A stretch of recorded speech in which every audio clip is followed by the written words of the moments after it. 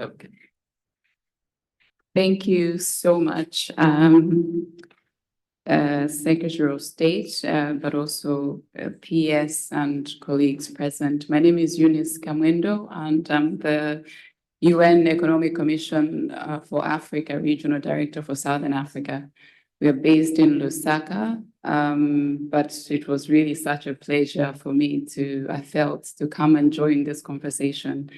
I was here in 2022 and I've been absent for a bit.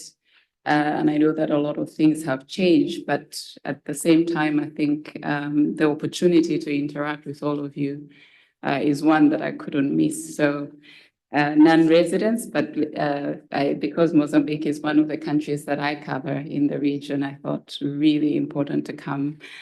I'm fortunate that the minister has stepped out, but I know that a lot of what he had said is actually coming from all of you, so I will respond to some of that. Just to introduce very quickly what we do as ECA, we are part of the UN that we have three functions. One, we do think tanking as a policy function. We also do a lot of convening and also offer technical support.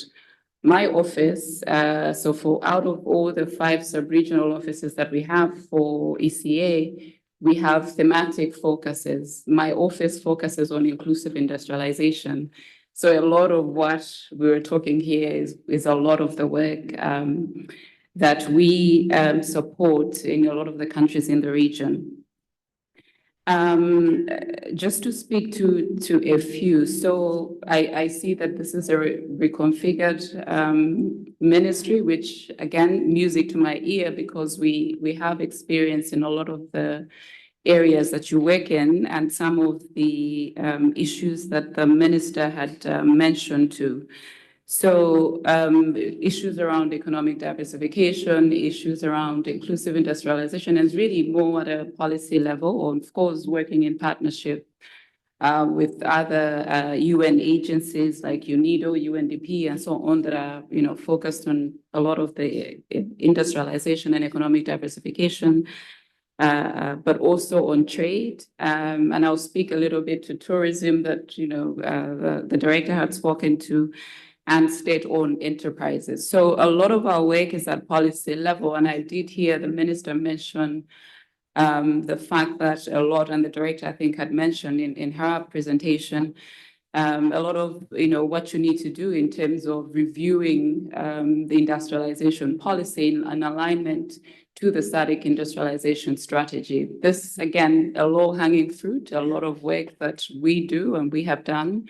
In the past 2 years, we've actually supported about 5 countries in the region to review the industrialization policy. So Zambia, Zimbabwe, Lesotho, Namibia are some of those, and Malawi are some of those countries that we've supported in reviewing that. So again, depending on your need, I think this is an area that we can partner with you to relook into that. We also do a lot of work. We use the AfCFTA. I'm glad, I think there are a lot of references to the AfCFTA, both from the UN side, but also from yourselves. We supported Mozambique 2 years ago to develop its national implementation strategy of the AfCFTA. And now what we're doing, and we've now, actually Mozambique was the last country in the SADC region that we worked with, and Angola. I think the two were the ones that were lagging a little behind. But what we're doing as an organization moving forward is really now to go into implementation phase of the AfCFTA. So again, going into the spaces that have been spoken to before by colleagues, whether it is, supporting MSMEs, making sure that they're developing their products, they're meeting the standards, and UNIDO, I think Jamie, very strong as an organization in that sense. But we are really wanting to go into all of those spaces to ensure that there is movement on the AfCFTA. And one of the big components of what we do is supporting value addition and value chain development. There are quite a bit of work that we have also done and supported, which we can pull from from the region. An example, a lot has been spoken to in terms of industrial parks and so on. Currently, we're supporting Zambia and Zimbabwe to develop a joint agro-industrial park, quite advanced in terms of a stage. We did the analytical work that led into that, and now we're actually going into the feasibility and investment stage. So again, as ECA, I think we would be happy to come alongside you to support in that area. On tourism, happy to see that there is quite a strong strategy there. But one of the, and something to consider, especially if there are opportunities to review and relook at those plans, is also just pulling on some of the work that we've done as a CA.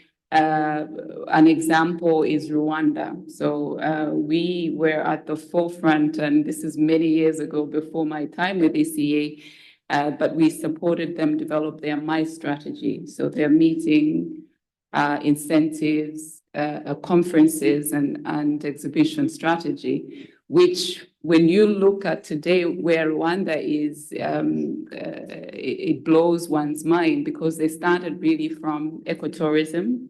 I mean, you hear gorillas, you think Rwanda, and yet there are gorillas in Uganda and elsewhere that are many, but they were so good in using that as an anchor and then built around it, including, of course, the conferencing facilities. Right now, Rwanda is, I think, second to Cape Town in terms of conferencing. So again, something to think of. And you would also see how they've used the Genocide Museum to attract tourism. So they don't not only go and see the gorillas, but they also, look around the cultural aspects and so on. And currently, Rwanda strongly going into sports tourism. They have the basketball arena that they are, attracting tourism in sports.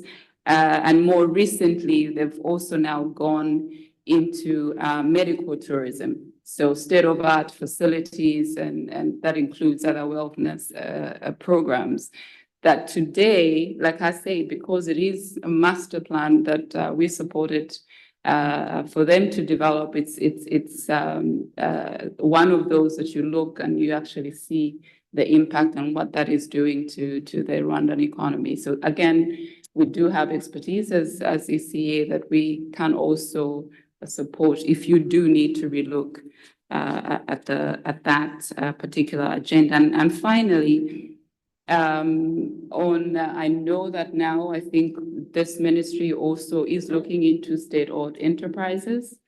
We also a space that we've looked at and more on the analytical side, and we 2 years ago we did an analysis on state-owned enterprises for South Africa, and all of us know South Africa and how the challenges, whether it's their national airline, SAA and Eskom, and a lot of their state-owned enterprises have really struggled. But I think the lessons there we can actually pull and also if need be look into that area as well. And again, because we do start from the analytics initially, and then of course follow it up with where we need to for technical assistance, it would be something that again, if needed, we certainly can look into that. And then finally, I think one thing that I had forgotten, the minister had also made reference to valuing your capital, your natural assets. Again, because as a CA, we have actually one division, the Africa Center for Statistics, where in collaboration with our climate and natural resources division, we can also help in terms of natural capital accounting, but also valorizing a lot of your natural capital into your account. So I just thought, just listening to the minister, like I said, I think really speaking to the choir, and I think collectively here we do have what it takes as the UN system to support in a lot of those areas. But let me stop here. Thank you.